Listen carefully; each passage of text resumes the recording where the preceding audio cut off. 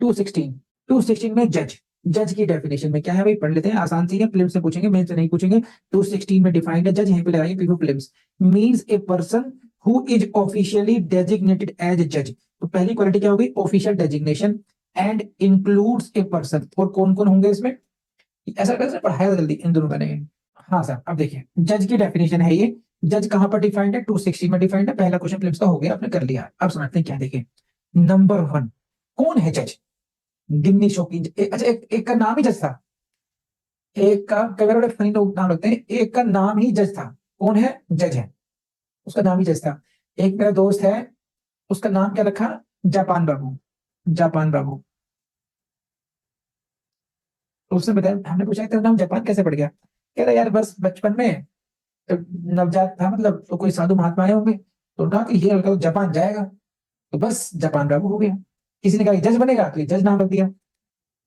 अब यहाँ पे समझिए जज का मतलब क्या होता है, पहला मीनिंग है who is officially designated as जज, जो ऑफिशियली को हिंदी में बोलते हैं न्यायाधीश, आधिकारिक तौर पर, ऑफिशियली का मतलब आधिकारिक तौर पर न्यायाधीश के रूप में अभिहित किया गया है, उसको कहा गया कि भाई ये जज है। यहां तो क्लियर हो गया।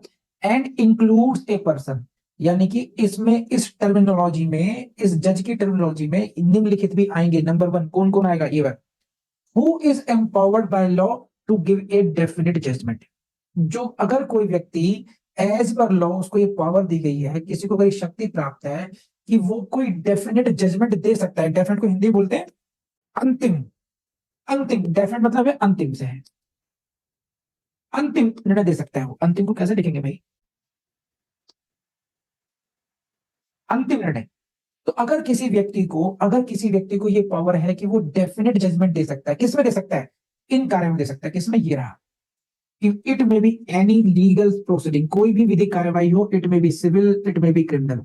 तो who is empowered in any legal proceeding, civil, criminal, what, a definite judgement, जो अंतिम निर्णय देने की ताकत जिसके पास है, उसको हम कहेंगे कि वो भाई साहब है जज। तो एक तो ये हुआ डेफिनेट जजमेंट हो गया। सेकंड क्या हो गया कि ये लाइन पढ़िए, वेरिएबल्स पढ़िए इसके क्या क्या है। ए जजमेंट, कोई ऐसा जजमेंट दे सकता है वो, विच इफ नॉट अपील्ड, अगर जिसकी अपील नहीं की गई, it would be definitive, it would be definitive, फिर वो अंतिम हो जाएगा। तो पहली कैटेगरी कौन सी थी, पहली कैटेगरी थी कि जिसमें वो जजमेंट अंतिम ही है, किसने दिया, सुप्रीम कोर्ट के जज साहब ने दिया, कोई अपील का चांस नहीं है, डेफिनेटिव जजमेंट हो गया, जिसने जजमेंट दिया वो जज है, ये हो गया पासन। एक दूसरा क्या है कि ये जजमेंट दिया है, किसने जजमेंट दिया है, आकांक्षा यादव ने, कौन है, सिविल जज है। अब इनका जजमेंट की अभी अपील हो सकती है, तो क्या आकांक्षा यादव को जज माना जाएगा, नहीं माना जाएगा, आंसर इज यस। एक तो ऑफिशियल डेजिग्नेटेड है ये, चलिए उसको हटा देते हैं। इन्होंने जो जजमेंट दिया है वो ऐसा जजमेंट है, इफ नॉट अपील्ड, अभी अंतिम नहीं हुआ है, अभी ये डेफिनेटिव नहीं हुआ है, लेकिन अगर इसकी अपील नहीं की गई तो ये बाद में अंतिम हो जाएगा, तो it would become definitive if not appealed. तो ऐसे व्यक्ति को जो जजमेंट देने की पावर रखता है वैसा, उसको हम जज कहेंगे। और तीसरी कैटेगरी क्या है, वो रही आपके सामने, a judgement if confirmed by some other authority would be definitive, या कोई ऐसा जजमेंट हो, या वो कोई ऐसा जजमेंट हो जिसे कोई अन्य अथॉरिटी यदि कंफर्म कर दे तो वो अंतिम माना जाएगा। तो देखो मैं इसमें आपको इतना डिटेल में जाने के लिए एडवाइस नहीं करूंगा, मैंने समझा दिया। आपको सिर्फ एक बात का ध्यान रखना है, जज का मतलब नंबर 1 जो ऑफिशियली डेजिग्नेट किया जाए, who is officially designated as जज, एक बात। और दूसरी बात, जिसको कोई भी जजमेंट देने की पावर हो, वो इमीडिएटली डेफिनेटिव होता हो, या आफ्टर अपील या नॉट अपीलिंग में डेफिनेटिव हो जाए।